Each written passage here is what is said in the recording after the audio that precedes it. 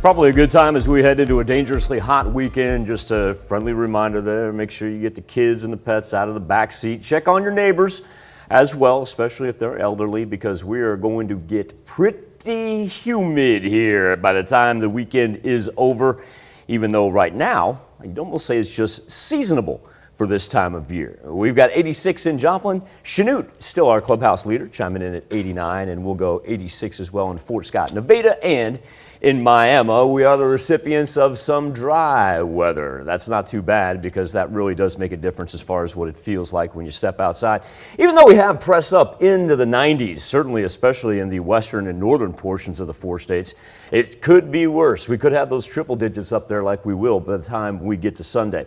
Also of note, you'll notice as we push out to the eastern portion of southwest Missouri, where Mount Vernon and Cassville only have a heat index of 87 compared to Neodesha, that's at 97, 10-degree difference right there, and that'll kind of be a theme here with the heat dome that's dropping down on us. We'll see actually our hotter temperatures up to the north and to the west. A little counterintuitive there because we always want to think that the south is where it's going to be hotter. Clean Skywatch Storm Tracker, we are watching down here in northwest Arkansas because there's some pop-ups that have originated. We're not looking at anything severe. It's very, very disorganized, but those will move from south to north. Also, we need to remind everybody, flood warning extended until Sunday. That's the one bad part about the flood warning for the Osage River. Now, the good part of it is it actually extended into the western portion of the river yesterday. So we've been able to let that expire. It's the Taborville gauge that's still about 3 feet above the flood stage. As we transition up to the north, the purple around KC Metro, that is an excessive heat warning.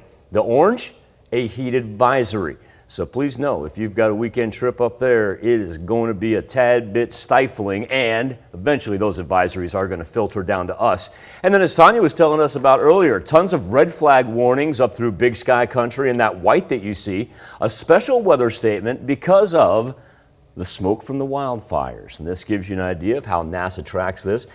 13 states are currently in the midst of wildfires. Here's that large one up in Northern California, and you can tell the smoke almost follows the jet stream right there, but it's made it right now all the way to the East Coast, and that's why we get that haze that we see during the afternoon. It kind of filters the sunlight a little bit, if you will. Certainly doesn't block it by any means, but yeah, if you've been wondering about that, that is the reason. Luckily for us, our ozone layer, our ozone count, very, very low, very low. So we do not have any air quality concerns with the smoke.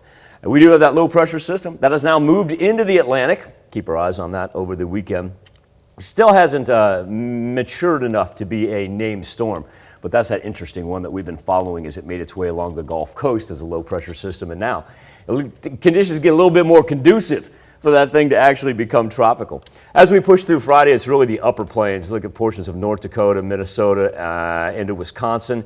That's what's going to mimic the severe thunderstorm risk map. They are in the low category, high winds and hail. But for us, it's down south. Anything that we do see pop up really kind of wants to ride east of the Ozarks. It'll be to the south and east of I-44, and then as we work into Saturday afternoon, just about the same timing, say in between 2 and 5, very sporadic, and like I said, anything that we do see, probably not even enough to hamper the ground from soaking it in.